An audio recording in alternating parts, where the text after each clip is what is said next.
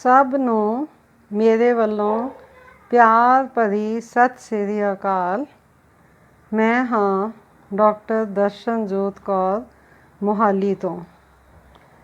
ਅੱਜ ਮੈਂ ਤੁਹਾਡੇ ਨਾਲ ਜਿਸ ਵਿਸ਼ੇ ਉੱਤੇ ਵਿਚਾਰ ਸਾਂਝੇ ਕਰਨ ਜਾ ਰਹੀ ਹਾਂ ਉਹ ਹੈ ਪੋਸਟਪਾਰਟਮ ਡਿਪਰੈਸ਼ਨ ਜਾਂ ਪੋਸਟਨੇਟਲ ਡਿਪਰੈਸ਼ਨ, ਭਾਵ ਕਿ ਡਿਲੀਵਰੀ ਤੋਂ ਬਾਅਦ, ਬੱਚੇ ਦੇ ਜਨਮ ਤੋਂ ਬਾਅਦ ਔਰਤ ਨੂੰ ਜਦੋਂ ਉਦਾਸੀ ਦੀ ਬਿਮਾਰੀ ਘੇਰ ਲੈਂਦੀ ਹੈ ਤਾਂ ਅਸੀਂ ਉਸ ਨੂੰ ਇਹ ਨਾਮ ਦਿੰਦੇ ਹਾਂ ਕਿ ਇਹ ਪੋਸਟਪਾਰਟਮ ਡਿਪਰੈਸ਼ਨ ਹੈ।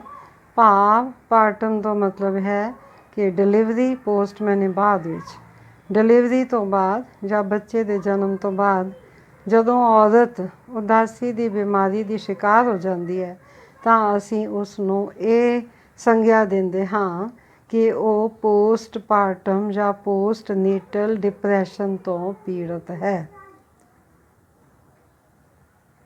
ਇਹ ਕਦੋਂ ਮਤਲਬ ਡਿਲੀਵਰੀ ਤੋਂ ਬਾਅਦ ਅਰਾਈਜ਼ ਹੁੰਦੀ ਹੈ?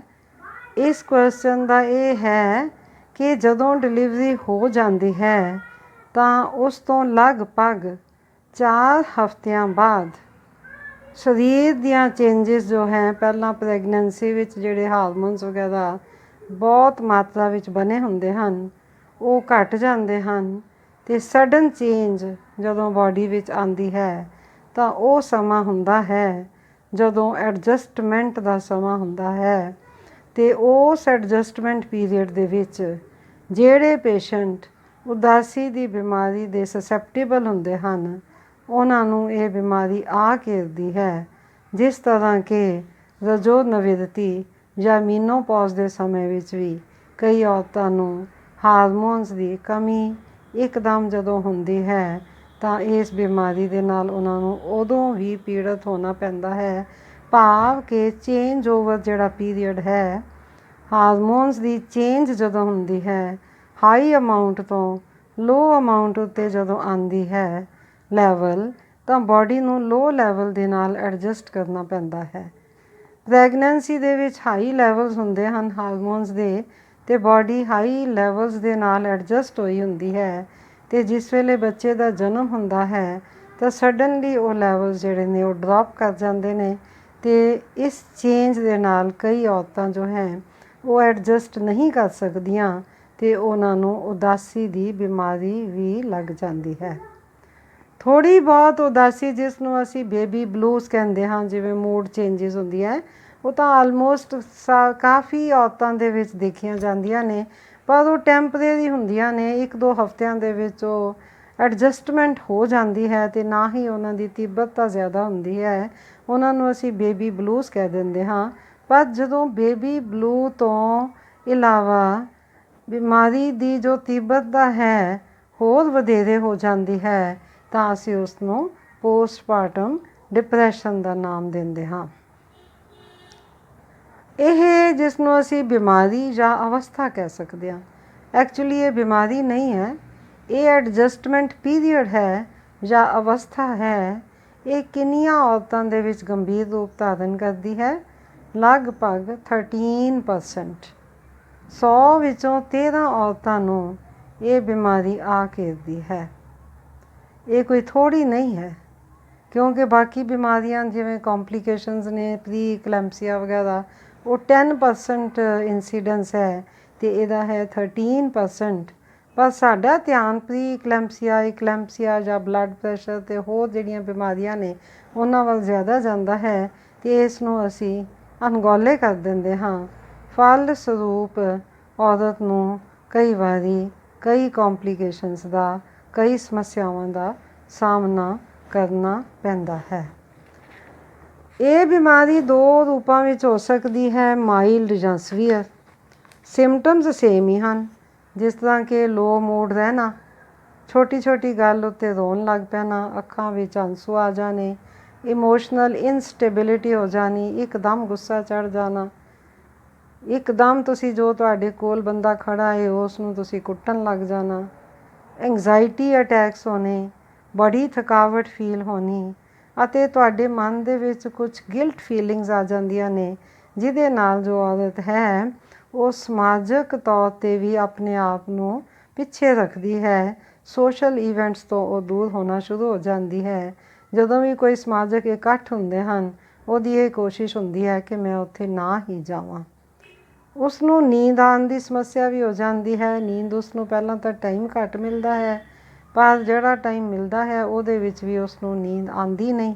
ਉਸ ਦੀ ਕੌਨਸੈਂਟਰੇਸ਼ਨ ਜਿਹੜੀ ਉਹ ਵੀ ਘੱਟ ਜਾਂਦੀ ਹੈ, ਲੈਕ ਆਫ ਕੌਨਸੈਂਟਰੇਸ਼ਨ ਹੋ ਜਾਂਦੀ ਹੈ। ਭਾਵ ਕਿ ਉਹਦੀ ਸਾਰੀ ਸਾਈਕੋਲੋਜੀ ਜਿਹੜੀ ਉਹ ਲੋ ਪ੍ਰੋਫਾਈਲ 'ਤੇ ਚਲੀ ਜਾਂਦੀ ਹੈ। ਜੇ ਤਾਂ ਇਹ ਸਿੰਪਟਮਸ ਜਿਹੜੇ ਨੇ ਥੋੜ੍ਹੀ ਜਿਹੀ ਮਾਤਰਾ ਵਿੱਚ ਹੀ ਹੋਣ ਅਤੇ ਪੇਸ਼ੈਂਟ ਆਪਣੇ ਆਪ ਮੈਨੇਜ ਕਰ ਸਕਦਾ ਹੋਏ ਜਾਂ ਉਹਦੇ ਘਰ ਦੇ ਉਸ ਦੇ ਨਾਲ ਟੈਕਲ ਕਰ ਸਕਦੇ ਹੋਣ ਅਤੇ 2 ਕੁ ਹਫ਼ਤਿਆਂ ਵਿੱਚ ਇਹ ਡਿਸਅਪੀਅਰ ਹੋ ਜਾਂਦੇ ਨੇ, ਤਾਂ ਇਸ ਨੂੰ ਅਸੀਂ ਕਹਿੰਦੇ ਹਾਂ ਕਿ ਇਹ ਮਾਈਲਡ ਡਿਜ਼ੀਜ਼ ਹੈ। ਪਰ ਜੇ ਇਹ ਸਿੰਪਟਮ, ਇਹ ਲੱਛਣ 2 ਹਫ਼ਤਿਆਂ ਤੋਂ ਜ਼ਿਆਦਾ ਪਰਸਿਸਟ ਕਰਨ ਅਤੇ ਇਹਨਾਂ ਦੀ ਤੀਬਰਤਾ ਵੀ ਜ਼ਿਆਦਾ ਹੋਵੇ ਕਿ ਮੈਨੇਜ ਕਰਨ ਵਿੱਚ ਘਰ ਦੇ ਮੈਂਬਰਸ ਨੂੰ ਜਾਂ ਪੇਸ਼ੈਂਟ ਨੂੰ ਦਿੱਕਤ ਆਏ, ਤਾਂ ਅਸੀਂ ਕਹਿੰਦੇ ਹਾਂ ਕਿ ਇਹ ਸੀਵੀਅਰ ਡਿਜ਼ੀਜ਼ ਹੈ। ਜੋ ਸੀਵੀਅਰ ਡਿਜ਼ੀਜ਼ ਹੈ ਇਹ ਇੱਕ ਖਤਰਨਾਕ ਹੱਦ ਤੱਕ ਵੀ ਜਾ ਸਕਦੀ ਹੈ, ਕਿਉਂਕਿ ਪੇਸ਼ੈਂਟ ਨੂੰ ਕਈ ਵਾਰੀ ਸੁਈਸਾਈਡਲ ਥਾਟਸ ਆਉਣੇ ਸ਼ੁਰੂ ਹੋ ਜਾਂਦੇ ਹਨ ਅਤੇ ਜੇ ਸਮੇਂ ਸਿਰ ਇਸ ਦੀ ਪਹਿਚਾਣ ਨਾ ਹੋਵੇ ਤਾਂ ਕਈ ਵਾਰੀ ਮਿਸਹੈਪਸ ਵੀ ਦੇਖੀਆਂ ਗਈਆਂ ਹਨ। ਕੌਨਸੀਕੁਐਂਸਿਸ ਇਹਦੇ ਕੀ ਨੇ? ਇੱਕ ਤਾਂ ਤੁਹਾਨੂੰ ਦੱਸਿਆ ਹੀ ਹੈ ਕਿ ਜੇ ਅਸੀਂ ਨਾ ਪਹਿਚਾਣ ਕਰ ਸਕੀਏ, ਆਮ ਤੌਰ 'ਤੇ ਅਸੀਂ ਇਸ ਦੀ ਪਹਿਚਾਣ ਨਹੀਂ ਕਰਦੇ ਕਿਉਂਕਿ ਘਰ ਦੇ ਜਿਹੜੇ ਨੇ ਉਹ ਵੀ ਇਹਨੂੰ ਸੀਰੀਅਸਲੀ ਨਹੀਂ ਲੈਂਦੇ। ਉਹ ਸੋਚਦੇ ਨੇ ਕਿ ਵੀ ਪਤਾ ਨਹੀਂ ਇਹ ਜਾਣ ਕੇ ਹੀ ਕਰੀ ਜਾ ਰਹੀ ਹੈ। ਉਹਨਾਂ ਨੂੰ ਇਸ ਦੀ ਸੀਰੀਅਸਨੈਸ ਦੀ ਜਾਂ ਗੰਭੀਰਤਾ ਦੀ ਸਮਝ ਨਹੀਂ ਆਉਂਦੀ ਅਤੇ ਉਹ ਡਾਕਟਰ ਕੋਲ ਨਹੀਂ ਆਉਂਦੇ। ਅਤੇ ਇੱਕ ਜੋ ਅਫਸੋਸ ਨਾਲ ਕਹਿਣਾ ਪੈਂਦਾ ਹੈ ਕਿ ਜਦੋਂ ਉਹ ਡਾਕਟਰਸ ਦੇ ਕੋਲ ਜਾਂਦੀ ਵੀ ਹੈ ਅਤੇ ਜਾ ਕੇ ਥੋੜ੍ਹੀ ਬਹੁਤੀ ਆਪਣੀ ਇਹੋ ਜਿਹੇ ਸਿੰਪਟਮਸ ਸ਼ੋਅ ਕਰਦੀ ਹੈ, ਤਾਂ ਜੋ ਅਬਸਟੈਟਰੀਸ਼ੀਅਨਸ ਜੋ ਹੈ, ਜੋ ਡਾਕਟਰ ਗਾਇਨੀ ਦੇ ਜਿਨ੍ਹਾਂ ਕੋਲ ਜਾ ਕੇ ਉਹ ਸਲਾਹ ਲੈਂਦੀ ਹੈ, ਤਾਂ ਬਹੁਤੇ ਡਾਕਟਰ ਵੀ ਇਸ ਨੂੰ ਪਹਿਚਾਣਨ ਵਿੱਚ ਅਸਮਰਥ ਹੋ ਜਾਂਦੇ ਹਨ ਅਤੇ ਉਹ ਸਮਝਦੇ ਹਨ ਕਿ ਸ਼ਾਇਦ ਸਿਰਫ ਵੀਕਨੈਸ ਹੀ ਹੈ ਅਤੇ ਉਹ ਇਸ ਨੂੰ ਡਾਇਗਨੋਜ਼ ਨਹੀਂ ਕਰ ਪਾਉਂਦੇ। ਅਤੇ ਫਿਰ ਕੀ ਹੁੰਦਾ ਹੈ, ਕੌਨਸੀਕੁਐਂਸਿਸ ਕੀ ਹੁੰਦੇ ਨੇ ਕਿ ਹੌਲੀ ਹੌਲੀ ਇਹ ਕ੍ਰੋਨਿਕ ਰੂਪ ਧਾਰਨ ਕਰ ਲੈਂਦੀ ਹੈ। ਮੂਡ ਡਿਸਆਰਡਰ ਜਿਹੜੇ ਨੇ ਉਹ ਕ੍ਰੋਨਿਕਲੀ ਪਰਸਿਸਟ ਕਰਨੇ ਸ਼ੁਰੂ ਹੋ ਜਾਂਦੇ ਨੇ। ਆਉਣ ਵਾਲੀ ਉਸ ਦੀ ਜ਼ਿੰਦਗੀ ਦੇ ਵਿੱਚ ਇਹ ਸਿੰਪਟਮ ਜਿਹੜੇ ਨੇ ਹਮੇਸ਼ਾ ਵਾਸਤੇ ਉਸ ਦੀ ਜ਼ਿੰਦਗੀ ਦਾ ਹਿੱਸਾ ਬਣ ਜਾਂਦੇ ਨੇ ਅਤੇ ਰਿਫਰੈਕਟਰੀ ਹੋ ਜਾਂਦੇ ਨੇ। ਭਾਵ ਕਿ ਉਹ ਕੋਸ਼ਿਸ਼ ਕਰਨ ਦੇ ਬਾਵਜੂਦ ਵੀ ਇਹਨਾਂ ਲੱਛਣਾਂ ਤੋਂ ਛੁਟਕਾਰਾ ਨਹੀਂ ਪਾ ਸਕਦੀ। ਅਤੇ ਇਹਦਾ ਕੀ ਰਿਜ਼ਲਟ ਹੁੰਦਾ ਹੈ ਕਿ ਇਹਦੇ ਜਿਹੜੇ ਉਹਦੇ ਹਸਬੈਂਡ ਦੇ ਨਾਲ ਮੈਰੀਟਲ ਰਿਲੇਸ਼ਨਸ਼ਿਪਸ ਨੇ ਜਾਂ ਫੈਮਿਲੀ ਰਿਲੇਸ਼ਨਸ਼ਿਪਸ ਨੇ, ਉਹਨਾਂ ਉੱਤੇ ਨੈਗੇਟਿਵ ਇਫੈਕਟ ਪੈਂਦਾ ਹੈ ਅਤੇ ਇਹਦੇ ਨਾਲ ਕਈ ਵਾਰੀ ਸੈਪਰੇਸ਼ਨ ਦੀ ਨੌਬਤ ਵੀ ਆ ਜਾਂਦੀ ਹੈ, ਕਿਉਂਕਿ ਹਸਬੈਂਡ ਵੀ ਇਸ ਨੂੰ ਪੂਰੀ ਤਰ੍ਹਾਂ ਨਾਲ ਸਮਝ ਨਹੀਂ ਪਾਉਂਦਾ। ਉਹ ਸੋਚਦਾ ਹੈ ਕਿ ਸ਼ਾਇਦ ਇਸ ਨੂੰ ਕੋਈ ਸਾਈਕੋਲੋਜੀਕਲ ਡਿਜ਼ੀਜ਼ ਹੈ, ਜਾਂ ਉਸ ਨੂੰ ਸੋਚਦਾ ਹੈ ਕਿ ਇਹ ਪਖੰਡ ਕਰਦੀ ਪਈ ਹੈ, ਜਾਂ ਉਸ ਨੂੰ ਹੁੰਦਾ ਹੈ ਕਿ ਸ਼ਾਇਦ ਇਹ ਮੇਰੇ ਨਾਲ ਨਹੀਂ ਰਹਿਣਾ ਚਾਹੁੰਦੀ ਅਤੇ ਮੇਰੇ ਨਾਲ ਨਫ਼ਰਤ ਕਰਦੀ ਹੈ, ਤਾਂ ਹੀ ਮੇਰੇ ਨਾਲ ਇਸ ਤਰ੍ਹਾਂ ਬਿਹੇਵ ਕਰ ਰਹੀ ਹੈ। ਉਹ ਇਸ ਗੱਲ ਨੂੰ ਸਮਝਣ ਤੋਂ ਅਸਮਰਥ ਹੁੰਦਾ ਹੈ ਕਿ ਇਹ ਉਸ ਦੇ ਵੱਸ ਦੀ ਗੱਲ ਨਹੀਂ, ਇਹ ਤਾਂ ਇੱਕ ਡਿਜ਼ੀਜ਼ ਪ੍ਰੋਸੈਸ ਹੈ। ਇਸ ਕਰਕੇ ਬਹੁਤ ਜ਼ਰੂਰੀ ਹੈ ਕਿ ਇਸ ਚੀਜ਼ ਦੀ ਅਵੇਅਰਨੈਸ ਕ੍ਰੀਏਟ ਕੀਤੀ ਜਾਏ ਹਸਬੈਂਡਸ ਵਿੱਚ ਅਤੇ ਫੈਮਿਲੀ ਦੇ ਵਿੱਚ। ਅਤੇ ਜੇ ਇਹ ਡਿਜ਼ੀਜ਼ ਪਰਸਿਸਟ ਕਰੇ ਤਾਂ ਫੈਮਿਲੀ ਦਾ ਡੈਮੇਜ ਤਾਂ ਹੋਣਾ ਹੀ ਹੋਣਾ ਹੈ, ਕਿਉਂਕਿ ਘਰ ਦੇ ਹਾਲਾਤ ਜਿਹੜੇ ਨੇ ਔਰਤ ਉੱਤੇ ਡਿਪੈਂਡ ਕਰਦੇ ਨੇ। ਔਰਤ ਹੀ ਫੈਮਿਲੀ ਦਾ ਸੈਂਟਰ ਹੁੰਦੀ ਹੈ ਅਤੇ ਜੇ ਉਹ ਹੀ ਡਿਪਰੈਸਡ ਹੋਏਗੀ ਤਾਂ ਸਾਰੀ ਫੈਮਿਲੀ ਹੀ ਡਿਸਟਰਬ ਹੋ ਜਾਏਗੀ, ਸਾਰੀ ਫੈਮਿਲੀ ਹੀ ਡਿਪਰੈਸ ਹੋ ਜਾਏਗੀ ਅਤੇ ਬੱਚੇ ਉੱਤੇ ਵੀ ਇਸ ਦਾ ਨੈਗੇਟਿਵ ਇਫੈਕਟ ਹੁੰਦਾ ਹੈ। ਇਹ ਦੇਖਣ ਵਿੱਚ ਆਇਆ ਹੈ ਕਿ ਜਿਨ੍ਹਾਂ ਮਾਵਾਂ ਨੂੰ ਇਸ ਬਿਮਾਰੀ ਨੇ ਤੀਬਰ ਰੂਪ ਦੇ ਵਿੱਚ ਘੇਰਿਆ ਹੁੰਦਾ ਹੈ, ਤਾਂ ਉਹਨਾਂ ਦੇ ਬੱਚਿਆਂ ਦੇ ਉੱਤੇ ਜੋ ਇਫੈਕਟ ਹੁੰਦਾ ਹੈ 5 ਸਾਲ ਦੀ ਉਮਰ ਤੱਕ ਜਾ ਕੇ ਉਸ ਦਾ ਜ਼ਿਆਦਾ ਪਤਾ ਲੱਗਦਾ ਹੈ। ਪਹਿਲਾਂ ਤਾਂ ਅਸੀਂ ਇਹੀ ਕਹਿ ਦਿੰਦੇ ਹਾਂ ਕਿ ਟੈਂਟਰਮ ਹੈ, ਬੱਚਾ ਜ਼ਿੱਦੀ ਹੈ, ਜਾਂ ਹੋਰ ਤਰ੍ਹਾਂ ਨਾਲ ਉਹਨੂੰ ਐਕਸਪਲੇਨ ਕਰਦੇ ਹਾਂ। ਜਦੋਂ 5 ਸਾਲ ਦਾ ਬੱਚਾ ਹੋ ਜਾਂਦਾ ਹੈ ਤਾਂ ਸਾਨੂੰ ਉਹਦੇ ਵਿੱਚ ਇਹ ਲੱਛਣ ਚੰਗੀ ਤਰ੍ਹਾਂ ਸਾਹਮਣੇ ਪ੍ਰਤੱਖ ਹੋ ਕੇ ਦਿਸਣ ਲੱਗ ਜਾਂਦੇ ਨੇ ਕਿ ਉਹ ਟੈਂਪਰਾਮੈਂਟ ਵੱਲੋਂ ਬਹੁਤ ਡਿਫੀਕਲਟ ਹੁੰਦਾ, ਡਿਫੀਕਲਟ ਟੂ ਮੈਨੇਜ ਹੁੰਦਾ ਹੈ। ਉਸ ਨੂੰ ਮੋਰਲ ਜਾਂ ਮੈਂਟਲ ਇਨਸਿਕਿਉਰਿਟੀ ਹੁੰਦੀ ਹੈ। ਉਸ ਦਾ IQ ਵੀ ਦੂਜੇ ਬੱਚਿਆਂ ਨਾਲੋਂ ਥੋੜ੍ਹਾ ਜਿਹਾ ਘੱਟ ਨਜ਼ਰ ਆਉਂਦਾ ਹੈ। ਮੈਥਮੈਟੀਕਲੀ ਰੀਜ਼ਨਿੰਗ ਦੇ ਵਿੱਚ ਖਾਸ ਤੌਰ 'ਤੇ ਉਹ ਵੀਕ ਹੁੰਦਾ ਹੈ। ਇਮੋਸ਼ਨਲ ਡਿਵੈਲਪਮੈਂਟ ਵੀ ਉਸ ਦੀ ਪ੍ਰੋਪਰ ਨਹੀਂ ਹੁੰਦੀ, ਕਿਉਂਕਿ ਉਸਨੂੰ ਪਿਆਰ ਨਹੀਂ ਪੂਰਾ ਮਿਲਿਆ ਹੁੰਦਾ। ਜਦੋਂ ਮਾਂ ਆਪ ਹੀ ਡਿਪਰੈਸਡ ਹੈ ਤਾਂ ਉਹ ਬੱਚੇ ਨੂੰ ਵੀ ਇਗਨੋਰ ਕਰਦੀ ਹੈ, ਅਤੇ ਬੱਚੇ ਨੂੰ ਜਿੰਨਾ ਪਿਆਰ ਮਿਲਦਾ ਹੈ ਉਹਦੇ ਹਿਸਾਬ ਨਾਲ ਹੀ ਉਹਨੇ ਅੱਗੋਂ ਦੇਣਾ ਹੈ, ਅਤੇ ਜੇ ਉਹਨੂੰ ਪਿਆਰ ਮਿਲਿਆ ਨਹੀਂ ਹੋਏਗਾ ਤਾਂ ਅੱਗੋਂ ਦੇਵੇਗਾ ਕਿਵੇਂ। ਇਸ ਦੇ ਨਾਲ ਉਹਦੀ ਇਮੋਸ਼ਨਲ ਡਿਵੈਲਪਮੈਂਟ ਦੇ ਉੱਤੇ ਵੀ ਅਸਰ ਪੈਂਦਾ ਹੈ ਅਤੇ ਫਿਜ਼ੀਕਲ ਡਿਵੈਲਪਮੈਂਟ ਦੇ ਉੱਤੇ ਵੀ ਅਸਰ ਪੈਂਦਾ ਹੈ, ਕਿਉਂਕਿ ਜੇ ਮਾਂ ਡਿਪਰੈਸਡ ਹੈ ਤਾਂ ਉਹ ਬੱਚੇ ਦੀ ਸਿਹਤ ਦਾ ਧਿਆਨ ਵੀ ਪ੍ਰੋਪਰ ਤਰੀਕੇ ਦੇ ਨਾਲ ਨਹੀਂ ਰੱਖ ਸਕਦੀ। ਅਤੇ ਇਹ ਵੀ ਦੇਖਣ ਵਿੱਚ ਆਇਆ ਹੈ ਕਿ ਇਹ ਲੱਛਣ ਜੋ ਹਨ ਇਹ ਬॉयਜ਼ ਦੇ ਵਿੱਚ ਜ਼ਿਆਦਾ ਤੌਰ 'ਤੇ ਪਾਏ ਜਾਂਦੇ ਹਨ। 5 ਸਾਲ ਦੀ ਉਮਰ 'ਤੇ ਜਦੋਂ ਸਰਵੇ ਕੀਤਾ ਗਿਆ ਤਾਂ ਦੇਖਿਆ ਗਿਆ ਕਿ ਜਿਨ੍ਹਾਂ ਮਾਵਾਂ ਨੂੰ ਪੋਸਟਮਾਰਟਮ ਡਿਪਰੈਸ਼ਨ ਹੋਈ ਸੀ ਉਹਨਾਂ ਦੇ ਬੱਚਿਆਂ ਵਿੱਚ ਇਹ ਲੱਛਣ, ਖਾਸ ਕਰਕੇ ਮੁੰਡਿਆਂ ਦੇ ਵਿੱਚ ਇਹ ਜ਼ਿਆਦਾ ਪਾਏ ਗਏ। ਲੜਕੀਆਂ ਸ਼ਾਇਦ ਜ਼ਿਆਦਾ ਮੈਂਟਲੀ ਸਟੇਬਲ ਹੁੰਦੀਆਂ ਨੇ ਜਾਂ ਆਪਣੇ ਆਪ ਐਡਜਸਟ ਕਰ ਲੈਂਦੀਆਂ ਹੋਣਗੀਆਂ। ਬॉयਜ਼ R more susceptible, they need their mothers more than the daughters. ਇਸ ਕਰਕੇ ਫਿਰ ਜਿਹੜੇ ਦੇਖਣ 'ਚ ਆਇਆ ਹੈ ਕਿ ਬॉयਜ਼ ਦੇ ਵਿੱਚ ਇਹ ਲੱਛਣ ਜਿਹੜੇ ਨੇ ਗਰਲਜ਼ ਨਾਲੋਂ ਜਾਂ ਡਾਟਰਸ ਨਾਲੋਂ ਸਨ ਦੇ ਵਿੱਚ ਇਹ ਲੱਛਣ ਜਿਹੜੇ ਨੇ ਇਹ ਜ਼ਿਆਦਾ ਪਾਏ ਜਾਂਦੇ ਨੇ। ਹੁਣ ਸਵਾਲ ਪੈਦਾ ਹੁੰਦਾ ਹੈ ਕਿ ਇਹ ਸਿਰਫ 13% ਔਰਤਾਂ ਦੇ ਵਿੱਚ ਹੀ ਦੇਖੀ ਜਾਂਦੀ ਹੈ, ਬਾਕੀਆਂ ਵਿੱਚ ਨਹੀਂ। ਤਾਂ ਕੀ ਇਹ ਜੋ 13% ਔਰਤਾਂ ਹਨ ਇਹਨਾਂ ਨੂੰ ਅਸੀਂ ਪਹਿਲਾਂ ਨਹੀਂ ਪਹਿਚਾਣ ਕਰ ਸਕਦੇ? ਸਾਨੂੰ ਪਤਾ ਹੋਣਾ ਚਾਹੀਦਾ ਪਹਿਲਾਂ ਪਹਿਚਾਣ ਜੇ ਅਸੀਂ ਕਰਨੀ ਹੋਵੇ ਤਾਂ ਇਸ ਬਿਮਾਰੀ ਦੇ ਕਾਰਨ ਕੀ ਹਨ। ਤਾਂ ਅਸੀਂ ਜੇ ਇਸ ਦੇ ਡਿਟੇਲ ਦੇ ਵਿੱਚ ਥੋੜ੍ਹਾ ਜਿਹਾ ਜਾਈਏ ਤਾਂ ਸਾਨੂੰ ਇਹ ਦੇਖਣ ਵਿੱਚ ਆਉਂਦਾ ਹੈ ਕਿ ਕੁਛ ਇੱਕ ਫੈਕਟਰਸ ਐਸੇ ਨੇ ਜਿਹੜੇ ਕਿ ਪ੍ਰੈਗਨੈਂਸੀ ਤੋਂ ਪਹਿਲਾਂ ਹੀ ਉਸ ਔਰਤ ਵਿੱਚ ਹੁੰਦੇ ਹਨ, ਜਿਸ ਤਰ੍ਹਾਂ ਕਿ ਬਚਪਨ ਵਿੱਚ ਉਸ ਨੂੰ ਡਿਪਰੈਸ਼ਨ ਦਾ ਸਾਹਮਣਾ ਕਰਨਾ ਪਿਆ ਹੋਵੇ, ਜਾਂ ਉਸ ਦੀ ਆਪਣੀ ਮਾਂ ਨੂੰ ਡਿਪਰੈਸ਼ਨ ਹੋਈ ਹੋਵੇ ਅਤੇ ਉਸ ਨੂੰ ਸਾਹਮਣਾ ਕਰਨਾ ਪੈਂਦਾ ਹੋਵੇ, ਜਾਂ ਕਈ ਵਾਰੀ ਇਸ ਤਰ੍ਹਾਂ ਹੁੰਦਾ ਹੈ ਕਿ ਆਲ ਆਫ ਏ ਸਡਨ ਘਰ ਦਾ ਕੋਈ ਫੈਮਿਲੀ ਮੈਂਬਰ ਹੈ ਉਸਦੀ ਮੌਤ ਹੋ ਜਾਂਦੀ ਹੈ। ਖਾਸ ਕਰਕੇ ਜੇ ਕਿਸੇ ਦੀ ਮਦਰ ਦੀ ਮੌਤ ਸਡਨ ਹੋਈ ਹੋਵੇ ਤਾਂ ਸਡਨ ਵਿਡਰਾਲ ਜਦੋਂ ਉਸ ਨੂੰ ਹੁੰਦੀ ਹੈ ਮਦਰ ਦੀ ਜਾਂ ਕਿਸੇ ਹੋਰ ਫੈਮਿਲੀ ਮੈਂਬਰ ਦੀ ਜਿਸ ਨਾਲ ਉਹ ਬਹੁਤ ਪਿਆਰ ਕਰਦੀ ਹੋਵੇ ਜਾਂ ਜਿਹਦੇ ਉੱਤੇ ਉਹ ਡਿਪੈਂਡੈਂਟ ਹੋਏ, ਇਮੀਡੀਏਟ ਫਸਟ ਜੋ ਲੈਵਲ ਤੁਹਾਡਾ ਰਿਸ਼ਤੇਦਾਰ ਹੈ ਉਹਦੇ ਵਿੱਚੋਂ ਕਿਸੇ ਦੀ ਡੈਥ ਹੋ ਜਾਵੇ ਤਾਂ ਇੱਕ ਬੜਾ ਵੱਡਾ ਇਮੋਸ਼ਨਲ ਲੋਸ ਹੁੰਦਾ ਹੈ। ਅਤੇ ਜੇ ਇਸ ਤਰ੍ਹਾਂ ਦੀ ਕੋਈ ਘਟਨਾ ਵਾਪਰੇ ਤਾਂ ਕਈ ਲੇਡੀਜ਼ ਨੂੰ ਇਹ ਡਿਪਰੈਸ਼ਨ ਨਾਲ ਘੇਰ ਲੈਂਦਾ ਹੈ। ਅਤੇ ਪ੍ਰੈਗਨੈਂਟ ਹੋਣ ਤੋਂ ਪਹਿਲਾਂ ਜੇ ਕੋਈ ਇਹੋ ਜਿਹੀ ਘਟਨਾ ਵਾਪਰੀ ਹੋਏ ਜਾਂ ਫੈਮਿਲੀ ਦੇ ਵਿੱਚ ਕੋਈ ਡਿਸਪਿਊਟ ਹੋਵੇ, ਜੇ ਉਸਦੇ ਮੰਮੀ ਪਾਪਾ ਦੀ ਆਪਸ ਦੇ ਵਿੱਚ ਨਾ ਬਣਦੀ ਹੋਵੇ, ਜਾਂ ਹੋ ਸਕਦਾ ਹੈ ਕਿ ਉਸਨੂੰ ਫੈਮਿਲੀ ਸਪੋਰਟ ਪ੍ਰੋਪਰ ਨਾ ਮਿਲਦੀ ਹੋਵੇ ਔਰਤ ਨੂੰ, ਅਤੇ ਇਹ ਵੀ ਹੋ ਸਕਦਾ ਹੈ ਕਿ ਉਹ ਪ੍ਰੋਫੈਸ਼ਨਲੀ ਪ੍ਰੋਪਰ ਸੈਟਲਡ ਹਾਲੇ ਨਹੀਂ ਸੀ ਅਤੇ ਉਸ ਨੂੰ ਫੈਮਿਲੀ ਵੇ ਵੱਲ ਜਾਣਾ ਪੈ ਗਿਆ। ਸੋਸ਼ੋ ਇਕਨੋਮਿਕਲੀ ਉਹ ਵੀਕ ਸਨ, ਹਾਲੇ ਆਰਥਿਕ ਤੌਰ 'ਤੇ ਉਹ ਬੱਚੇ ਨੂੰ ਪਾਲਣ ਦੇ ਸਮਰੱਥ ਨਹੀਂ ਸਨ ਅਤੇ ਉਹਨਾਂ ਦੀ ਪ੍ਰੈਗਨੈਂਸੀ ਅਨਪਲੈਨਡ ਸੀ ਅਤੇ ਉਹਨਾਂ ਨੇ ਕੰਟੀਨਿਊ ਕਰਨੀ ਹੈ ਕਿ ਨਹੀਂ ਕਰਨੀ ਇਸ ਟਸਲ ਦੇ ਵਿੱਚ ਹੀ ਹੁੰਦੇ ਹਨ। ਤਾਂ ਫਿਰ ਕੀ ਹੁੰਦਾ ਹੈ ਕਿ ਕਈ ਵਾਰੀ ਉਹ ਡਿਪਰੈਸ਼ਨ ਦੇ ਨਾਲ ਘੇਰੀ ਜਾਂਦੀ ਹੈ। ਇਹਨਾਂ ਸਰਕਮਸਟਾਂਸਿਸ ਦੇ ਵਿੱਚ ਜਿਹੜੇ ਕਿ ਪ੍ਰੈਗਨੈਂਸੀ ਤੋਂ ਪਹਿਲਾਂ ਵੀ ਕਈ ਜਿਹੜੀਆਂ ਸਰਕਮਸਟਾਂਸਿਸ ਪਹਿਲਾਂ ਤੋਂ ਹੀ ਪਰਸਿਸਟ ਕਰ ਰਹੀਆਂ ਹੁੰਦੀਆਂ ਨੇ ਅਤੇ ਡਿਊਰਿੰਗ ਪ੍ਰੈਗਨੈਂਸੀ ਵੀ ਫਿਰ ਉਸ ਚੀਜ਼ ਦਾ ਸਾਹਮਣਾ ਕਰਨਾ ਪੈਂਦਾ ਹੈ। ਹੁਣ ਜੇ ਦੇਖੀਏ ਕਿ ਗਰਭ ਦੌਰਾਨ ਜਿਹੜੇ ਫੈਕਟਰਸ ਅਰਾਈਜ਼ ਹੁੰਦੇ ਨੇ ਉਹ ਕਿਹੜੇ ਨੇ, ਉਹ ਇਹ ਹੈ ਕਿ ਜਿਸ ਤਰ੍ਹਾਂ ਕਿ ਕਈ ਵਾਰੀ ਜਿਸ ਤਰ੍ਹਾਂ ਮੈਰਿਜ ਤੋਂ ਬਾਅਦ ਕੁੜੀ ਨਵੇਂ ਘਰ 'ਚ ਜਾਂਦੀ ਹੈ, ਉਸਨੂੰ ਮਾਹੌਲ ਬਿਲਕੁਲ ਡਿਫਰੈਂਟ ਮਿਲਦਾ ਹੈ ਅਤੇ ਸ਼ੀ ਹੈਜ਼ ਟੂ ਐਡਜਸਟ ਡਰਾਸਟਿਕਲੀ। ਕਈ ਵਾਰੀ ਬਿਲਕੁਲ ਹੀ ਫੈਮਲੀਜ਼ ਅਪੋਜ਼ਿਟ ਹੁੰਦੀਆਂ ਨੇ ਤਾਂ ਜੋ ਉਹਨੇ ਸੋਚਿਆ ਹੁੰਦਾ ਉਸ ਤੋਂ ਅਪੋਜ਼ਿਟ ਉਸ ਨੂੰ ਮਿਲ ਜਾਂਦਾ ਜਾਂ ਉਸ ਨੂੰ ਉਹ ਕੁਛ ਨਹੀਂ ਮਿਲਦਾ ਜੋ ਕੁਝ ਜੋ ਸੋਚ ਕੇ ਆਈ ਹੁੰਦੀ ਹੈ, ਤਾਂ ਇੱਕਦਮ ਉਸ ਨੂੰ ਮੈਂਟਲ ਅਪਹੀਵਲ ਹੁੰਦਾ ਹੈ ਅਤੇ ਉਹਦੇ ਨਾਲ ਜਿਹੜਾ ਹੈ ਉਦੋਂ ਮੈਂਟਲੀ ਉਹ ਬਹੁਤ ਅਪਸੈਟ ਹੋ ਜਾਂਦੀ ਹੈ। ਅਤੇ ਉੱਪਰ ਫਿਰ ਹਸਬੈਂਡ ਵੀ ਜੇ ਸਪੋਰਟਿਵ ਨਾ ਹੋਵੇ, ਹਸਬੈਂਡ ਉਸ ਦੀ ਇਸ ਅਵਸਥਾ ਨੂੰ ਨਾ ਸਮਝੇ ਤਾਂ ਫਿਰ ਇਹ ਬਹੁਤ ਅੱਗੋਂ ਗੰਭੀਰ ਰੂਪ ਔਰਤ ਦੇ ਵਿੱਚ ਧਾਰਨ ਕਰ ਸਕਦਾ ਹੈ। ਹਸਬੈਂਡ ਨੂੰ ਆਪਣੀ ਵਾਈਫ ਨੂੰ ਸਮਝਣਾ ਬਹੁਤ ਜ਼ਰੂਰੀ ਹੈ। ਆਫਟਰ ਆਲ 20-25 ਸਾਲ ਇੱਕ ਮਾਹੌਲ ਦੇ ਵਿੱਚੋਂ ਨਿਕਲ ਕੇ ਦੂਜੇ ਮਾਹੌਲ ਦੇ ਵਿੱਚ ਜਦੋਂ ਇੱਕ ਲੜਕੀ ਨੂੰ ਆਉਣਾ ਪੈਂਦਾ ਹੈ ਤਾਂ ਹਸਬੈਂਡ ਨੂੰ ਇਹ ਸਮਝਣਾ ਚਾਹੀਦਾ ਹੈ ਕਿ she needs moral and mental support. ਅਤੇ ਬਹੁਤੇ ਹਸਬੈਂਡ ਇੰਡੀਆ ਦੇ ਵਿੱਚ ਜਿਹੜੇ ਨੇ ਉਹ ਇਸ ਚੀਜ਼ ਨੂੰ ਨਹੀਂ ਸਮਝਦੇ ਅਤੇ ਇਸ ਕਰਕੇ ਔਰਤਾਂ ਨੂੰ ਡਿਪਰੈਸ਼ਨ ਦੀ ਬਿਮਾਰੀ ਦਾ ਸਾਹਮਣਾ ਕਰਨਾ ਪੈਂਦਾ ਹੈ। ਬਹੁਤੇ ਤਾਂ ਮਾਈਲਡ ਹੀ ਹੁੰਦੇ ਨੇ, ਆਪਣੇ ਆਪ ਉਹ ਟੈਕਲ ਕਰ ਲੈਂਦੀਆਂ ਨੇ ਅਤੇ 2-3 ਸਾਲਾਂ ਦੇ ਵਿੱਚ ਆਪਣੇ ਆਪ ਸਭ ਕੁਛ ਨੋਰਮਲ ਹੋ ਜਾਂਦਾ ਹੈ। ਲੇਕਿਨ ਕਈ ਕੇਸਿਸ ਐਸੇ ਵੀ ਹੁੰਦੇ ਨੇ ਜਿਨ੍ਹਾਂ ਵਿੱਚ ਔਰਤ ਆਪਣੇ ਆਪ ਕੋਪ ਅਪ ਨਹੀਂ ਕਰ ਸਕਦੀ ਅਤੇ ਉਸਨੂੰ ਮੇਜਰ ਡਿਪਰੈਸ਼ਨ ਦੀ ਬਿਮਾਰੀ ਹੋ ਜਾਂਦੀ ਹੈ। ਦੂਜਾ ਹੈ ਕਿ ਡਿਊਰਿੰਗ ਪ੍ਰੈਗਨੈਂਸੀ ਜੇ ਤੁਹਾਡੀ ਔਰਤ ਦੀ ਫਿਜ਼ੀਕਲ ਹੈਲਥ ਹੈ ਪੂਅਰ ਹੋਵੇ ਤਾਂ ਵੀ ਉਸ ਨੂੰ ਡਿਪਰੈਸ਼ਨ ਦੀ ਸਸੈਪਟੀਬਿਲਿਟੀ ਜ਼ਿਆਦਾ ਹੁੰਦੀ ਹੈ।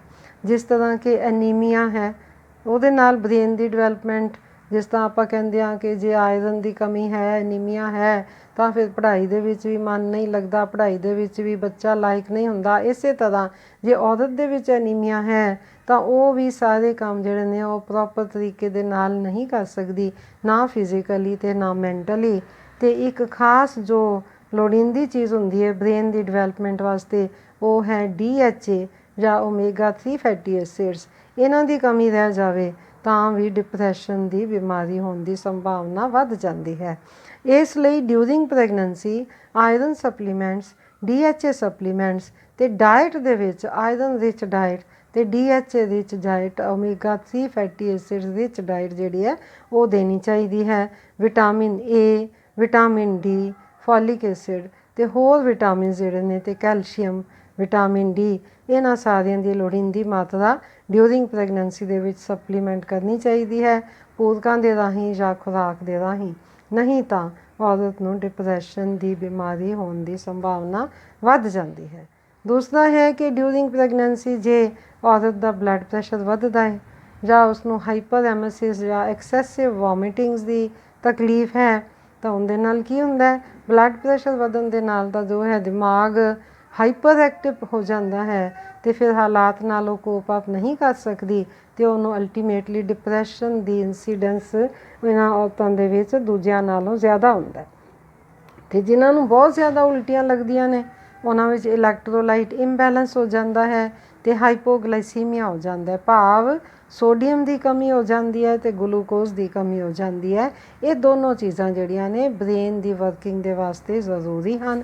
ਇਸ ਕਰਕੇ ਜਦੋਂ ਕਿਸੇ ਔਰਤ ਨੂੰ ਐਕਸੈਸਿਵ ਵੋਮਿਟਿੰਗਸ ਡਿਊਰਿੰਗ ਪ੍ਰੈਗਨੈਂਸੀ ਹੋਣ ਤਾਂ ਉਸ ਦਾ ਪ੍ਰੋਪਰ ਇਲਾਜ ਕਰਨਾ ਬਹੁਤ ਜ਼ਰੂਰੀ ਹੈ ਤਾਂ ਕਿ ਗਲੂਕੋਜ਼ ਦੀ ਕਮੀ ਦੇ ਨਾਲ ਕੀਟੋਨ ਬਾਡੀਜ਼ ਨਾ ਬਣਨ, ਜਿਹੜੀਆਂ ਸਟਾਰਵੇਸ਼ਨ ਨਾਲ ਬਣ ਜਾਂਦੀਆਂ ਨੇ ਅਤੇ ਉਹ ਫਿਰ ਕੀਟੋਨ ਬਾਡੀਜ਼ ਬ੍ਰੇਨ ਨੂੰ ਡੈਮੇਜ ਕਰਦੀਆਂ ਨੇ ਅਤੇ ਬ੍ਰੇਨ ਦੀ ਫੰਕਸ਼ਨਿੰਗ ਪ੍ਰੋਪਰ ਨਹੀਂ ਹੁੰਦੀ ਅਤੇ ਡਿਪਰੈਸ਼ਨ ਹੋਣ ਦੀ ਸੰਭਾਵਨਾ ਵਧੇਰੇ ਹੁੰਦੀ ਹੈ। ਇਸੇ ਤਰ੍ਹਾਂ ਜੇ ਕਿਸੇ ਔਰਤ ਦੇ ਥਾਇਰਾਇਡ ਫੰਕਸ਼ਨ ਡਿਸਟਰਬਡ ਹੋਣ, ਜੇ ਉਸ ਦੇ ਥਾਇਰਾਇਡ ਪ੍ਰੋਪਰ ਕੰਮ ਨਾ ਕਰ ਰਹੇ ਹੋਣ ਤਾਂ ਵੀ ਲੋ ਪ੍ਰੋਫਾਈਲ ਦੇ ਵਿੱਚ ਪੇਸ਼ੈਂਟ ਰਹਿੰਦੀ ਹੈ ਅਤੇ ਡਿਪਰੈਸ਼ਨ ਵਿੱਚ ਜਾ ਸਕਦੀ ਹੈ।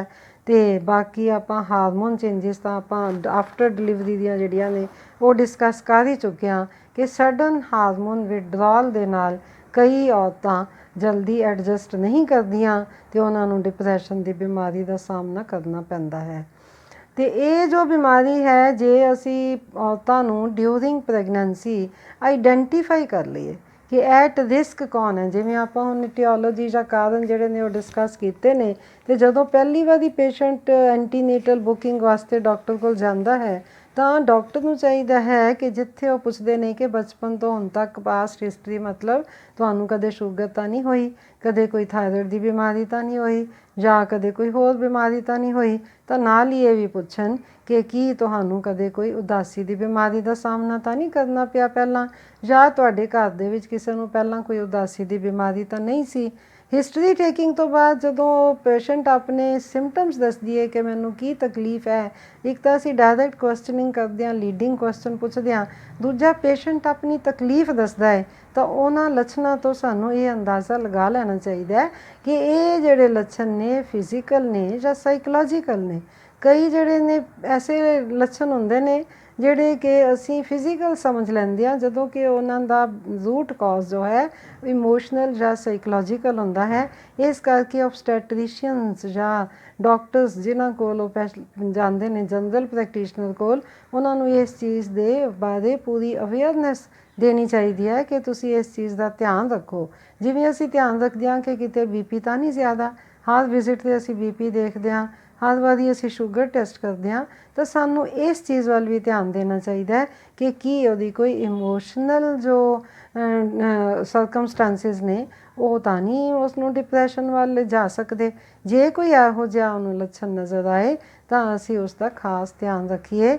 ਭਾਵ ਇਹ ਹੈ ਕਿ ਐਟ ਰਿਸਕ ਪੇਸ਼ੈਂਟਸ ਨੂੰ ਅਸੀਂ ਪਹਿਲਾਂ ਹੀ ਆਈਸੋਲੇਟ ਕਰ ਲਈਏ, ਸਾਨੂੰ ਪਤਾ ਲੱਗ ਜਾਵੇ ਕਿ ਇਹ ਸਸੈਪਟੀਬਲ ਪੇਸ਼ੈਂਟਸ ਨੇ ਅਤੇ ਉਹਨਾਂ ਵੱਲ ਅਸੀਂ ਜ਼ਿਆਦਾ ਧਿਆਨ ਦੇਈਏ। ਜੇ ਅਸੀਂ ਪੇਸ਼ੈਂਟ ਨੂੰ ਸਿੱਧਾ ਹੀ ਪੁੱਛਦੇ ਹਾਂ ਵੀ ਤੈਨੂੰ ਡਿਪਰੈਸ਼ਨ ਤਾਂ ਨਹੀਂ, ਤਾਂ ਕਈ ਵਾਰੀ ਪੇਸ਼ੈਂਟ ਨੂੰ ਪਤਾ ਵੀ ਹੁੰਦਾ ਕਿ ਵੀ ਮੈਨੂੰ ਡਿਪਰੈਸ਼ਨ ਹੈ, they are aware but they don't tell, ਉਹ ਦੱਸਦੇ ਨਹੀਂ। ਕਿਉਂ ਨਹੀਂ ਦੱਸਦੇ? ਕਿਉਂਕਿ ਇੱਕ ਤਾਂ ਉਹਨਾਂ ਨੂੰ ਲੱਗਦਾ ਕਿ ਮੇਰੇ ਉੱਤੇ ਸਟਿਗਮਾ ਲੱਗ ਜਾਏਗਾ ਕਿ ਵੀ ਮੈਨੂੰ ਕੋਈ ਦਿਮਾਗੀ ਬਿਮਾਰੀ ਹੈ ਅਤੇ ਮੈਨੂੰ ਲੋਕ ਪਾਗਲ ਕਹਿਣ ਲੱਗ ਜਾਣਗੇ ਅਤੇ ਮੈਨੂੰ ਸਾਈਕੈਟਰਿਸਟ ਕੋਲ ਭੇਜਣਗੇ, ਮੈਨੂੰ ਡਿਪਰੈਸ਼ਨ ਦੀਆਂ ਦਵਾਈਆਂ ਲੈਣੀਆਂ ਪੈਣਗੀਆਂ।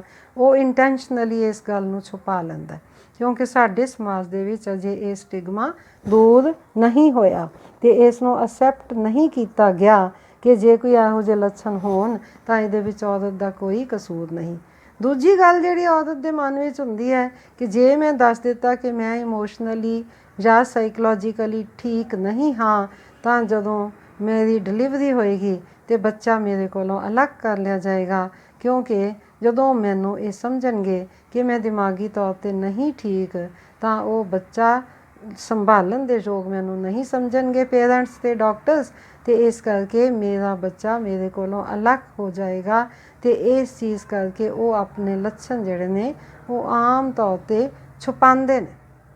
ਇਸ ਕਰਕੇ ਇੱਕ ਡਾਕਟਰ ਨੂੰ ਬੜੀ ਕ੍ਰਿਟੀਕਲੀ ਖਾਸ ਕਰਕੇ ਫਸਟ ਵਿਜ਼ਿਟ ਦੇ ਉੱਤੇ ਇਸ ਚੀਜ਼ ਨੂੰ ਦੇਖਣਾ ਚਾਹੀਦਾ ਹੈ, ਕਿਉਂਕਿ 13% incidence is not you can say ਇਨਸਿਗਨੀਫਿਕੈਂਟ।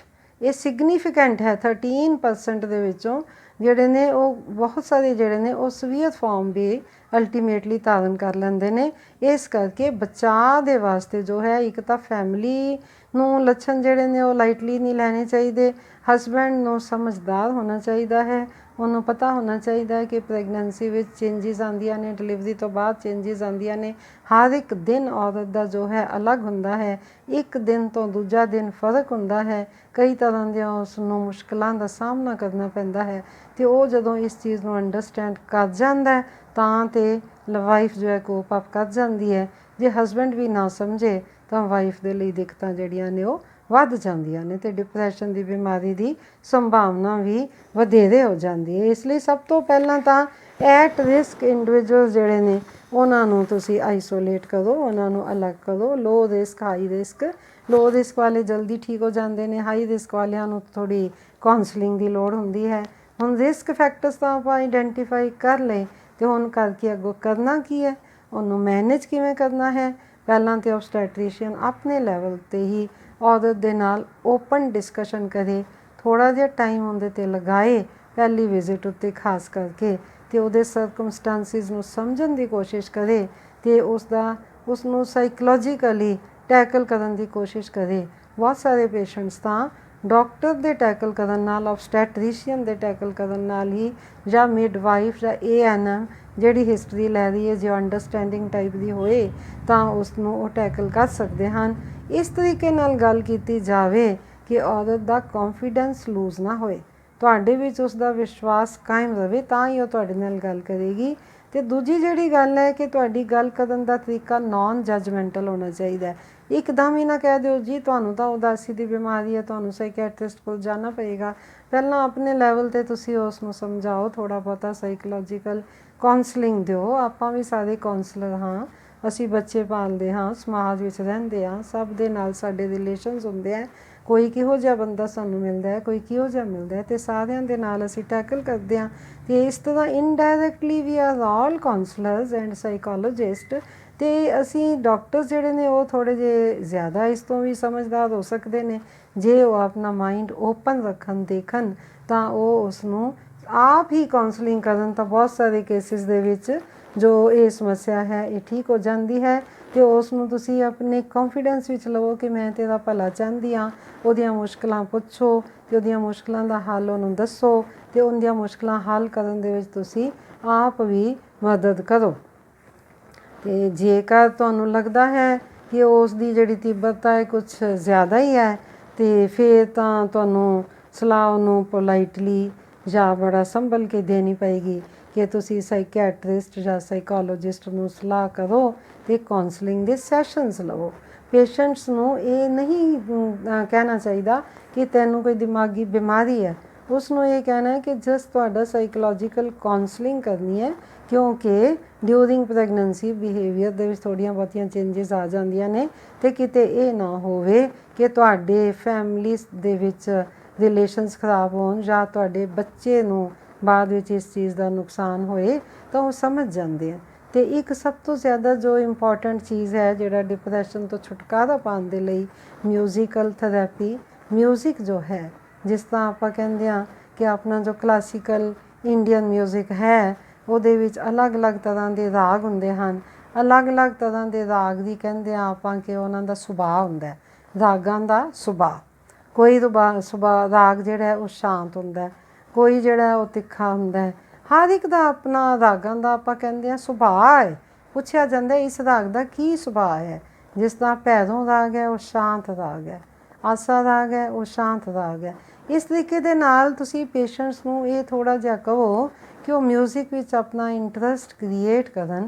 ਅਤੇ ਮਿਊਜ਼ਿਕ ਜਿਵੇਂ ਅੱਜ ਕੱਲ੍ਹ ਤਾਂ ਯੂਟਿਊਬ 'ਤੇ ਹੀ ਤੁਸੀਂ ਭੈਰੋਂ ਰਾਗ ਲਿਖ ਦਿਓ ਅਤੇ ਆ ਜਾਂਦਾ ਹੈ। ਉਹਦੇ ਵਿੱਚ ਕੋਈ ਟਿਊਨ ਲਗਾ ਲਓ, ਚਾਹੇ ਵਰਡਿੰਗ ਨਾ ਵੀ ਲੱਗੀ ਹੋਵੇ ਤਾਂ ਉਹ ਟਿਊਨ ਹੀ ਤੁਹਾਡੇ ਦਿਮਾਗ ਨੂੰ ਕਾਮ ਡਾਊਨ ਕਰ ਦਿੰਦੀ ਹੈ। ਦੂਜਾ ਉਸਨੂੰ ਕਹਿੰਦੇ ਕਿ ਖੁਰਾਕ ਦਾ ਧਿਆਨ ਰੱਖੇ। ਖੁਰਾਕ ਦਾ ਧਿਆਨ ਆਪਣਾ ਪੂਰਾ ਰੱਖੇਗੀ, ਡੈਫੀਸ਼ੈਂਸੀਜ਼ ਨਹੀਂ ਹੋਣਗੀਆਂ। ਪਾਣੀ ਜ਼ਿਆਦਾ ਪੀਂਦੀ ਰਹੇ, ਡਾਇਟ ਆਪਣੀ ਸਮੋਲ ਐਂਡ ਫਰੀਕੁਐਂਟ ਮੀਲਸ ਲੈਂਦੀ ਰਹੇ ਤਾਂ ਕਿ ਉਹਦੇ ਅੰਦਰ ਨਿਊਟ੍ਰੀਸ਼ਨ ਟਾਈਮ ਟੂ ਟਾਈਮ ਪਹੁੰਚਦੀ ਰਹੇ ਤਾਂ ਦਿਮਾਗ ਵੀ ਕੰਮ ਕਰਦਾ ਰਹੇਗਾ। ਅਤੇ omega 3 fatty acid rich diet ਲਵੇ, ਬਦਾਮ ਲਏ, ਅਖਰੋਟ ਲਏ, ਵਿਟਾਮਿਨ ਏ ਦੇ ਗੋਲੀਆਂ ਜਿਹੜੀਆਂ ਆਉਂਦੀਆਂ ਨੇ ਉਹ ਲੈ ਸਕਦੀ ਹੈ। ਇਸ ਤਰੀਕੇ ਦੇ ਨਾਲ ਉਹਨੂੰ ਅਸੀਂ ਸਲਾਹ ਦੇ ਸਕਦੇ ਹਾਂ। DHA ਦੀਆਂ ਗੋਲੀਆਂ ਆਉਂਦੀਆਂ, ਫਾਲ ਓਮੇਗਾ ਜਾਂ ਹੋਰ ਫਾਲਿਕ ਐਸਿਡ ਵਗੈਰਾ, ਉਹ ਸਾਰਾ ਕੁਝ ਜਦੋਂ ਲੈਂਦੇ ਆ ਤਾਂ ਕਾਫੀ ਹੱਦ ਤੱਕ ਸਿੰਪਟਮਸ ਜਿਹੜੇ ਨੇ ਉਹ ਘੱਟ ਜਾਂਦੇ ਨੇ ਅਤੇ ਥੋੜ੍ਹੇ ਬਹੁਤ ਜਿਹੜੇ ਰਹਿ ਜਾਂਦੇ ਨੇ ਉਹ ਮੈਨੇਜੇਬਲ ਹੋ ਜਾਂਦੇ ਹਨ। ਅਤੇ ਇੱਕ ਇਸ ਤੋਂ ਬਾਅਦ ਜਿਹੜਾ ਮੈਂ ਕਹਿਣਾ ਚਾਹਾਂਗੀ ਕਿ ਨਾਮ ਸਿਮਰਨ, ਮੈਡੀਟੇਸ਼ਨ, ਇਹਦੇ ਨਾਲ ਮਨ ਨੂੰ ਸ਼ਾਂਤੀ ਮਿਲਦੀ ਹੈ, ਕੌਨਸੈਂਟਰੇਸ਼ਨ।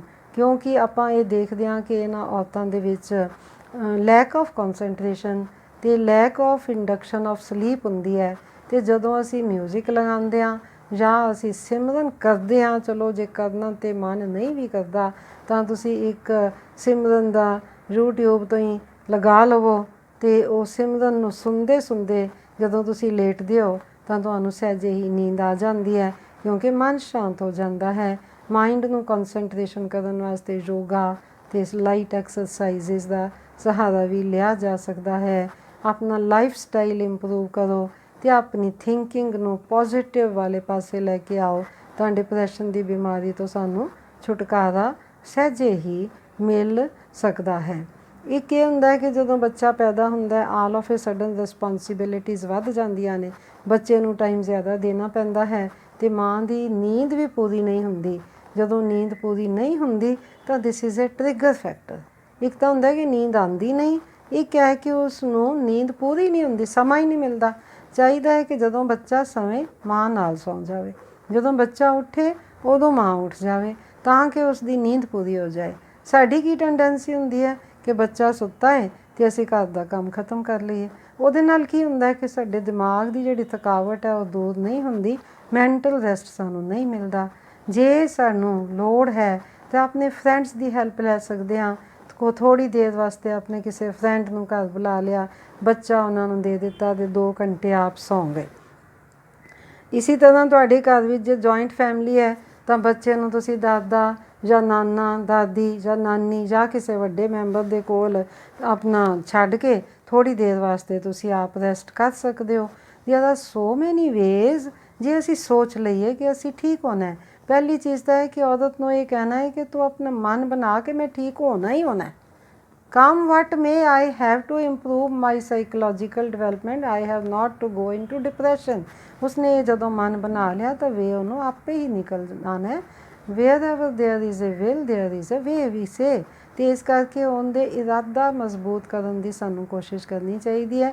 ਪਰ ਸਭ ਕੁਝ ਕਰਨ ਦੇ ਬਾਵਜੂਦ ਵੀ ਕੁਛ ਇੱਕ ਪਰਸੈਂਟੇਜ ਐਸੇ ਹੁੰਦੇ ਨੇ ਜਿਨ੍ਹਾਂ ਦੇ ਵਿੱਚ ਡਿਪਰੈਸ਼ਨ ਥੋੜ੍ਹੀ ਤੀਬਰਤਾ ਦੇ ਵਿੱਚ ਚਲੀ ਜਾਂਦੀ ਹੈ ਅਤੇ ਉਹਨਾਂ ਨੂੰ ਫਿਰ ਐਂਟੀ ਡਿਪਰੈਸੈਂਟਸ ਜਾਂ ਹੋਰ ਦਵਾਈਆਂ ਦੀ ਲੋੜ ਪੈਂਦੀ ਹੈ। ਉਹੋ ਜਿਹੇ ਕੇਸਿਸ ਨੂੰ ਸਾਈਕੈਟਰਿਸਟ ਦੀ ਹੈਲਪ ਲੈਣ ਦੇ ਵਿੱਚ ਹਿਚਕਿਚਾਉਣਾ ਨਹੀਂ ਚਾਹੀਦਾ, ਨਹੀਂ ਤਾਂ ਇਹ ਕ੍ਰੋਨਿਕ ਰੂਪ ਧਾਰਨ ਕਰ ਜਾਏਗੀ ਅਤੇ ਤੁਹਾਡੀ ਜ਼ਿੰਦਗੀ ਦੇ ਉੱਤੇ ਇਸ ਦਾ ਬਹੁਤ ਹੀ ਐਡਵਰਸ ਇਫੈਕਟ ਹੋਏਗਾ। ਅੱਜ ਕੱਲ੍ਹ ਦੀਆਂ ਲੜਕੀਆਂ ਜੋ ਨੇ ਉਹਨਾਂ ਵਿੱਚ ਇਹ ਸਮੱਸਿਆਵਾਂ ਜ਼ਿਆਦਾ ਆ ਰਹੀਆਂ ਨੇ, ਕਿਉਂਕਿ ਉਹ ਲਾਡਲੀਆਂ ਜ਼ਿਆਦਾ ਨੇ, ਘਰ ਦੇ ਕੰਮ ਉਹਨਾਂ ਕੋਲੋਂ ਪੇਰੈਂਟਸ ਕਰਾਉਂਦੇ ਨਹੀਂ, ਪੜ੍ਹਾਈ ਵਿੱਚ ਲੱਗੀਆਂ ਰਹਿੰਦੀਆਂ ਨੇ ਅਤੇ ਇਸ ਕਰਕੇ ਉਹਨਾਂ ਨੂੰ ਜ਼ਿੰਦਗੀ ਦੀ ਅਸਲੀਅਤ ਦਾ ਪਤਾ ਨਹੀਂ ਹੁੰਦਾ ਅਤੇ ਸਡਨਲੀ ਜਦੋਂ ਉਹਨਾਂ ਨੂੰ ਸਾਹਮਣਾ ਕਰਨਾ ਪੈਂਦਾ ਤਾਂ ਫਿਰ ਸਡਨ ਅਪਹੀਵਲ ਹੋਣ ਦੇ ਨਾਲ ਉਹ ਕਈ ਵਾਰੀ ਡਿਪਰੈਸ਼ਨ ਵਿੱਚ ਚਲੇ ਜਾਂਦੇ ਨੇ। ਇਹੀ ਕਾਰਨ ਹੈ ਕਿ ਅੱਜ ਕੱਲ੍ਹ ਸਾਡੀਆਂ ਫੈਮਿਲੀ ਦੀਆਂ ਸਮੱਸਿਆਵਾਂ ਵੀ ਵੱਧ ਰਹੀਆਂ ਹਨ। ਸਾਨੂੰ ਇਸ ਪਾਸੇ ਬਹੁਤ ਧਿਆਨ ਦੇਣ ਦੀ ਲੋੜ ਹੈ। ਇੰਨਾ ਹੀ ਕਹਿੰਦੇ ਹੋਏ ਮੈਂ ਆਪ ਸਭ ਨੂੰ ਇਹ ਬੇਨਤੀ ਕਰਦੀ ਹਾਂ ਕਿ ਤੁਸੀਂ ਵੀ ਆਪਣੇ ਘਰ ਦੇ ਵਿੱਚ, ਆਪਣੇ ਆਸੇ ਪਾਸੇ ਦੇ ਵਿੱਚ ਜੇ ਕੋਈ ਇਸ ਤਰ੍ਹਾਂ ਤੁਹਾਨੂੰ ਕੋਈ ਪੇਸ਼ੈਂਟ ਜਾਂ ਕੋਈ ਫੀਮੇਲ ਨਜ਼ਰ ਆਉਂਦੀ ਹੈ ਕਿ ਜਿਹੜੀ ਤੁਹਾਨੂੰ ਲੱਗਦਾ ਹੈ ਕਿ ਕਿਤੇ ਇਹ ਪੋਸਟਮਾਰਟਮ ਡਿਪਰੈਸ਼ਨ ਵਿੱਚ ਨਾ ਚਲੀ ਜਾਏ, ਤਾਂ ਯੂ ਕੈਨ ਆਲਸੋ ਹੈਲਪ ਹਰ। ਸਿਰਫ ਡਾਕਟਰ ਨਹੀਂ, ਤੁਸੀਂ ਵੀ ਉਹਦੀ ਹੈਲਪ ਕਰ ਸਕਦੇ ਹੋ ਅਤੇ ਤੁਸੀਂ ਇਹ ਇੱਕ ਭਲੇ ਦਾ ਕੰਮ ਕਰ ਸਕਦੇ ਹੋ ਅਤੇ ਸੁਸਾਇਟੀ ਨੂੰ ਦਾ ਸਮਾਜ ਭਲਾਈ ਦਾ ਕੰਮ ਕਰਨ ਦੇ ਵਿੱਚ ਤੁਸੀਂ ਹਿੱਸਾ ਪਾ ਸਕਦੇ ਹੋ। ਅਤੇ ਮੈਂ ਇੰਨਾ ਹੀ ਕਹਿੰਦੇ ਹੋਏ ਆਪ ਕੋਲੋਂ ਖਿਮਾ ਮੰਗਦੀ ਹਾਂ ਅਤੇ ਫਿਰ ਇਸ ਤੋਂ ਬਾਅਦ ਮੈਂ ਫਿਰ ਮਿਲਾਂਗੀ ਅਤੇ ਤੁਹਾਨੂੰ ਅਜੇ ਮੈਂ ਡਾਈਟ ਦੇ ਬਾਰੇ ਦੱਸਣਾ ਹੈ। ਇਨ ਬਿਟਵੀਨ ਇਹ ਕੁਐਸਚਨ ਅਰਾਈਜ਼ ਕੀਤਾ ਸੀ, ਕਿਸੇ ਨੇ ਕੁਐਸਚਨ ਪਾਇਆ ਸੀ ਅਤੇ ਮੈਂ ਸੋਚਿਆ ਕਿ ਪਹਿਲਾਂ ਮੈਂ ਇਸ ਟੌਪਿਕ ਨੂੰ ਛੋਹ ਲਵਾਂ ਅਤੇ ਬਾਕੀ ਫਿਰ ਅੱਗੋਂ ਡਾਈਟ ਦਾ ਜੋ ਟੌਪਿਕ ਹੈ ਉਸ ਨੂੰ ਅੱਗੇ ਕੰਟੀਨਿਊ ਕਰਾਂਗੀ। ਸਤਿ ਸ੍ਰੀ ਅਕਾਲ। ਵਾਹਿਗੁਰੂ ਜੀ ਕਾ ਖਾਲਸਾ, ਵਾਹਿਗੁਰੂ ਜੀ ਕੀ ਫਤਿਹ।